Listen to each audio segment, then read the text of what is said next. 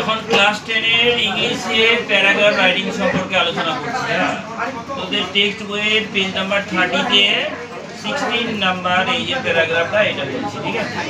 এটা বলে যে write a paragraph on how a building is constructed. তো একটা প্যারাগ্রাফ লেখো কি করে বিল্ডিং তৈরি করা হয়, ঠিক আছে? তো আমরা এখানে লিখলাম পয়েন্টের উপরে মাথায় লিখবো paragraph writing on how a building is constructed, underline করে দিলাম। এরপর লিখতে হবে a building construction is very important part of our human life.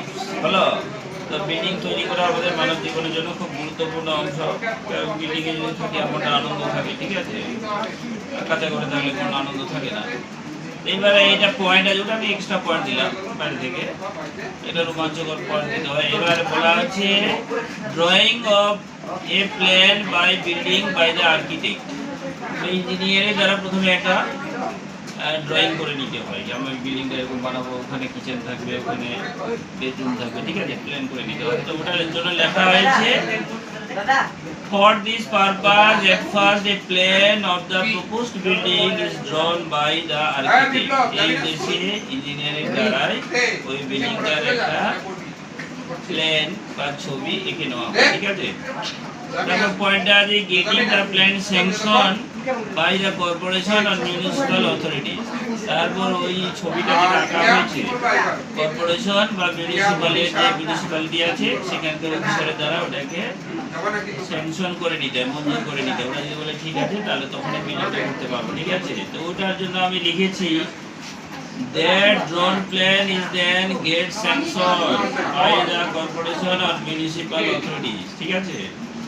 সেই প্ল্যানটাকে কর্পোরেশন বা মিউনিসিপ্যালিটি অফিসারের দ্বারা সই করে নেওয়া হয়, ঠিক আছে? আফটার তো এই আরেকটা পয়েন্ট আছে এনগেজড মেসনস এন্ড লেবারার্স। তারপরে ওখানে রাজমিস্ত্রি এবং লেবারকে শ্রমিককে নিয়োগ করা হয়, ঠিক আছে? ওরা গিয়ে কাজটা করে, ঠিক আছে? ওটা আমি কি লিখেছি after that masons and laborers are engaged। তারপরে রাজমিস্ত্রি আর ওই শ্রমিকদের নিয়োগ করা হয় টু accomplish the construction, সেই বিল্ডিংটাকে গঠন করে তোলার সম্পন্ন করার জন্য, ঠিক আছে? এরপরে আরেকটা পয়েন্ট আছে starting the construction with brick, cement and sand. Then the construction is started with brick, cement and sand. তারপরে সেই বিল্ডিং তৈরি করার কাজটিকে শুরু করা হয় ইট, বালি এবং সিমেন্ট দিয়ে, ঠিক আছে? একটা পয়েন্ট আছে ফিটিং